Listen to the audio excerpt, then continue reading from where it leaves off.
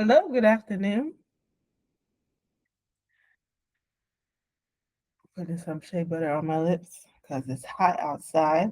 My lips are dry.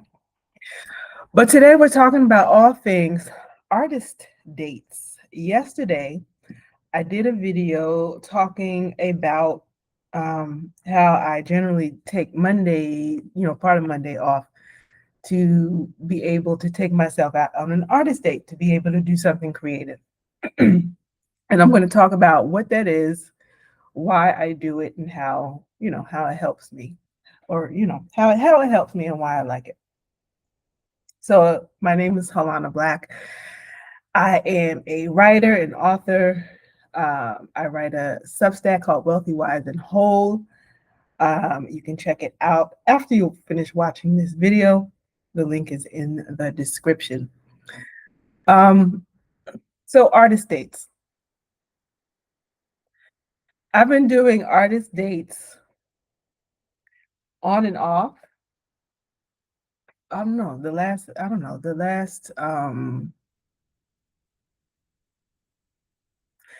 I guess I've always kind of done an artist date, but like intentionally calling it an artist date, I would say for the last couple of years. 'Cause that was when I read the book again. Um what's the book by Julia Cameron? Oh goodness. Julia Cameron book. The Artist's Way. Very popular book. I don't know why I couldn't even think of the name of the book, but it's called The Artist's Way by Julia Cameron. It's a popular book. And what it is it's a 12-week program that a woman named Julia Cameron had done with a group of artists, writers, painters, all types of writers, all types of artists, um, to be able to help them to find their way back to their own creativity. A very popular book. It's not a new book at all. If you've never read it, I really suggest you check it out. Whether you're a writer or an artist of some kind, or even just someone who enjoys being creative. That includes folks who have or just a regular 9 to 5 job, um, and you want to get in touch with your creativity in some way. You get to be creative at work. Creativity is offered to everybody, not just people who are call themselves a traditional artist. And one of the weeks, towards the end of that particular program, Julia reminds us to go out on artist dates every day. Not every day, but once a week. And that's when you take a couple of hours. This is a solo activity. This is not a group activity. This is a solo activity. You take yourself out and you do something creative, and it can literally be whatever it is that you want to do. So, what have I done as an artist date? I do all sorts of things. Yesterday, in particular, on my Monday artist date, I took myself to the movies in the afternoon. Um, I went to go see The Invitation, starring Penelope Cruz. Great movie if you haven't seen it. I talked about it yesterday in yesterday's video, so it'll probably come up as a suggested video to watch, as the next video to watch after this. But other things that I have done, like I've taken cooking classes. I've gone and I've done writing on the beach. I've gone to like a park to sit down and to sketch. Just sit on a bench and sketch for an hour or so. Um, I've gone to a cafe to be able to listen to live music. Um, you can literally turn it into whatever you would like it to be. The point of the artist date is to be able to do something on purpose that nurtures your own individual creativity. And the reason why Julia Cameron, the artist, suggest that you do this purposely is because a lot of us we don't schedule time for ourselves. We don't schedule time for our own personal creativity. And that's how we get to a point where we realize that we've lost it somewhere along the way. And so I always, the reason why I write my Substack is because I write to be able to help connect people back to their creativity. So my own personal Substack is really an extension of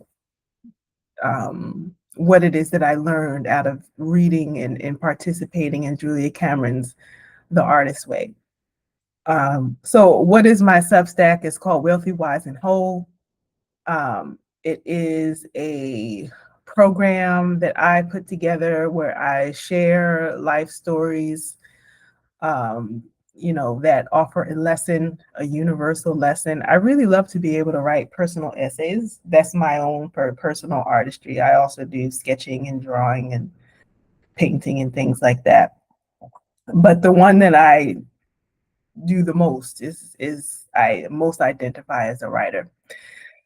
And so I do that, and then I ask people to be able to journal on whatever the universal lesson of that particular story was about. And so those questions happen to support people in finding their own personal creativity, digging up their own wisdom, and using it in ways that they feel good about. Whether that's thinking about your particular thoughts and creativity, or you actually take it a step further and do something about it. Um, and so I offer that every week. I don't do, cutesy, journaling activities. I like to be able to, give really good, juicy journaling prompts.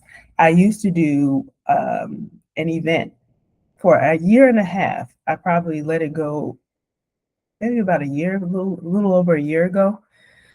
But it's still on YouTube if you want to go back. And I called it my Wednesday AM meditative writing sessions. There's actually a playlist on my YouTube page where you can find it if you want to be able to see it.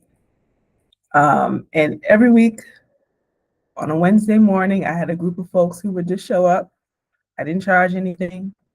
Um, and we got together, we would meditate. There would be some sort of an intro to introduce people to a particular concept, and then we would have 3 juicy journaling questions. And then, at the end of the questions, if people were interested in sharing, they would share their thoughts, some of their writing. And it was really a good time. I really enjoyed doing that for a good year and a half. And so I've took a break from that, and then I sort of moved that over to Substack, just because using it in a writing setting just made more sense for what it is that I would like to be able to do. It does have a paid subscription attached to it. It is $5 a month or $30 a year. That's a minimal, I think is a minimal investment into yourself if you would like to be able to participate in that. And I have another one that's going to come out for this week is going to come out on Wednesday. And so I am excited about, I'm editing it right now. So what I really liked, let's see, cut that off. What I really enjoy about doing the artist dates, just to get back to that, what I really enjoyed about doing the artist dates is that it gives me something to be able to look forward to. The fact that the author Julia Cameron of The Artist Way she makes you do it solo, I think is really important. I still meet people, women in midlife who've never really spent time alone. And that is strange to me. It's like, how do we get to this age and we're still afraid to sit down and eat a meal by ourselves? But people do it all the, people for various reasons are afraid to get up and go and do their own thing. I get questions sometimes from people who are like, they want to know all the top destinations uh, for solo travelers. I'm like, I've been traveling solo for the last 8 years and have done it for to various destinations prior to that. You know, that like I don't the same places you would go with your friends is the same places that I go alone. So I don't know, but that's me. Some people are more people oriented, and then others, if you're like me, you tend to be more introverted, and are totally fine with doing things by yourself outside. But for other people, I guess it's more of a leap. But yeah, it's a nice way for you to be able to go out and spend some time and to be able to figure out what it is that you want. What do you want to do? The benefit, part of the benefit of my being able to have traveled, if you're new here, I've been a traveler, permanent travel since 2018. I'm an American. I left the US in 2018 to pursue my dream of being a writer and traveling abroad. Since then, I've lived in 10 countries. I started off between Dubai and which is in the United Arab Emirates. People think Dubai is a country. It's not.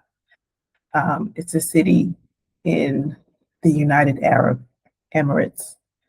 And then I did that for about a good week, and then I went to Thailand.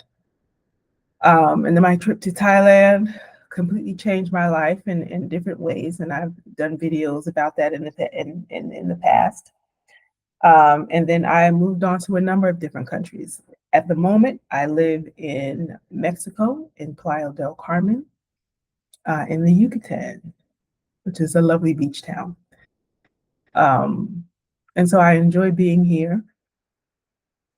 I'm looking forward to moving to the central part of Mexico, to the city of Guanajuato, where it's an artist slash university town. It has such gorgeous, gorgeous desert views. I love the desert. As much as I also love the beach, I don't think that the beach, at least in this part of Mexico, is for me. I don't care for it. 100. It's lovely. It's beautiful. It's an interesting place to be, but it's not where I want to be able to call home. And after 8 years of sort of bopping around from one country to the next, doing slow travel and living in 10 countries, I would like to be able to have an official home where I have a bookcase. Like to having an official home means I have a bookcase that's filled with books that I get to return home to. So I will still be traveling, going to different places and going to different places and visiting different countries, and be able to come back home to it. I recently decided that I wanted to hop on the bandwagon and do visit all the countries in the world thing, because why not? Like, what is like if I don't like if I'm gonna see, because I love traveling and I love cultures and I love who I am because I have traveled and continue to travel, and that is exciting to me. And for me to be able to just sit down and just say, I'm just gonna, make a home in Mexico, and I'm kind of done traveling, which is what I think, which some people actually expect. Um, I don't want to do that. Like I have friends who have visited 80, 90, 100 plus countries. I've done 18. And it's not that it's a competition or anything. It's not about competing to see who can do it fastest. I might take my whole life to be able to see all 109, 195 countries. Like I'm not in a rush to be able to do this in like the next 3, 5 years. I might take my whole life to be able to do this. Um, but and even if I don't see all 190 some odd countries, how many countries are there in the world? Am I telling you a lie? How many countries are in the world? Yeah, 195 countries in the world. I was correct. Um, yeah, so I could take my whole life to be able to see these countries. I'm not in a rush to see it in the next 2, 3, 5 years. But I'm more so interested in um, going to the place, seeing what the place has to, what is it that I can learn from the place. Every country I go to, there's always something that I learn about myself and what the local culture has to be able to demonstrate to me. And I enjoy that. The putting myself in new places makes me feel good about who it is that I am. And I'm always learning something, always evolving. It's not about running away. I've known people who said, "Oh, you can't, sit down in one place." And I actually do sit down in one place. I've been in Mexico for 2 years. I lived in Turkey for 3 months prior to coming to Mexico, and that was only because of the um, that was only because of the visa that I had. It only gave me 3 months at a time, so it was there was no way for me to be able to extend the visa even if I wanted to. But prior to that, I lived in Rwanda in East Africa for 3 years during the pandemic. Um, so I do go to places and I stay, and then when I feel called to move on to another place, I do so. Um, I've loved all of the countries. I've loved all of them. I love them all for different reasons. I don't really feel like there's one country that's better than another. But there's no not but there's certain places that I like for certain things than others. Like for settling down for permanence, to have a place that I feel good about staying in permanently. Mexico sort of does that for me. And it's a really, I feel, not necessarily where I am in Playa del Carmen, but it's a good place to be able to travel from. I haven't seen really any of Latin America. Yeah, none of the other Latin American countries I have actually been to. So if I'm going to go and see 195 countries, I could, very easily and affordably do it from Mexico. Why not? Um, but artist dates is actually the point of this particular video. How can you plan your own personal artist date? Just think of it as like taking a couple of hours for yourself. It could you can take yourself to a play. It's summertime, and so you might live in a place where, at least in this part of the world here, you might live in a place where there's free concerts in the summer. That's a perfect artist date. Just go there and pay attention to things that you normally would not. Like ask yourself a question about what it is that you're going to go see or participate in, and turn that into something for you to be able to write about. Like Sorry, my ear is itching. Is that it? I think someone said that's a perimenopause thing, where your throat and your ear is itching. I hate it. Um, well, what was I talking about? Your artist date. Whatever it is that you decide to do. Let's say, for example, you're going to go to a summer concert, for a free summer concert in the park. And you're going there instead of just going and just doing the same thing that you would normally do. Ask yourself a question about what it is that you're particularly interested in seeing while you're there. So, maybe you look up a little bit of information about who's going to be there. Is there a certain type of music that you're looking for? Um, Certain instruments?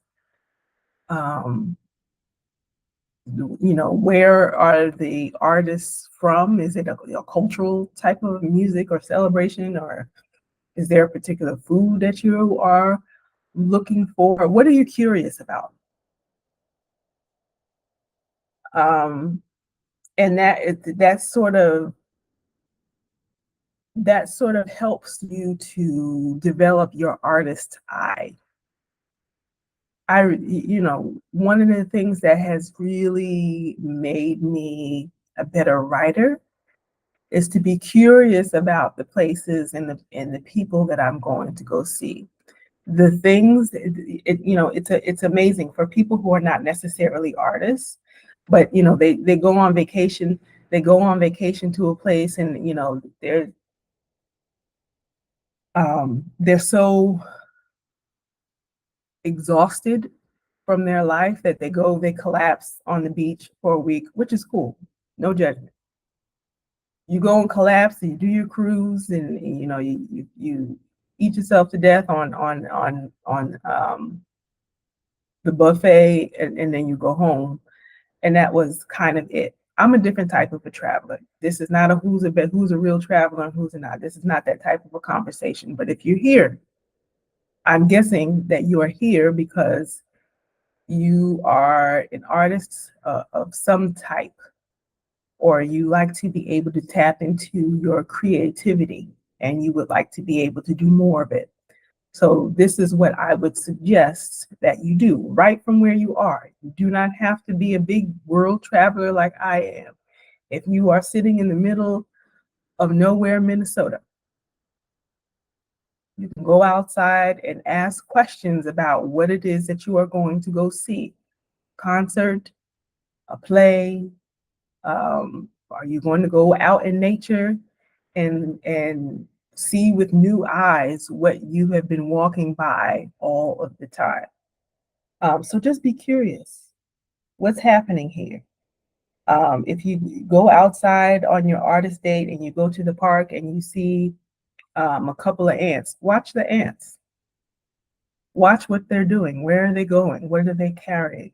How do they interact with one another? What did you learn from watching that? I did that all the time,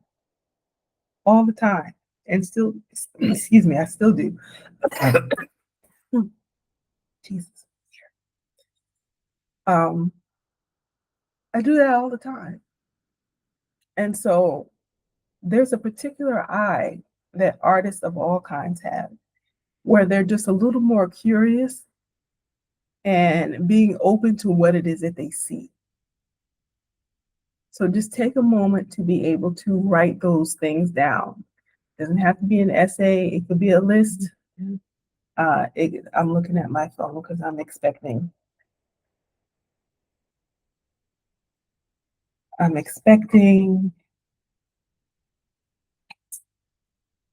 a message from the folks who pick up my laundry, and this is them. So yeah, pay attention to what it is that you see. That's a wonderful way for you to be able to take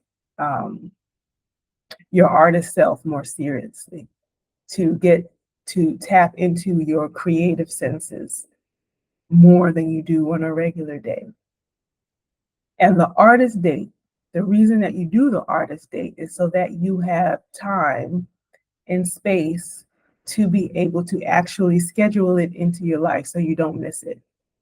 The movie that I saw yesterday, I'll give you just a little bit of a hint on what it is that that movie was actually about. But it's called The Invitation, and it's this couple. They're living in this. I think it was a New York City apartment. The whole movie is in this apartment. It's just the two of them, and they're a couple. They've been together 20, 30 years. They have, I believe, 12-year-old daughter. We don't meet the daughter anytime in the movie. She's just mentioned. Um, but they're basically this couple who kind of lost themselves and each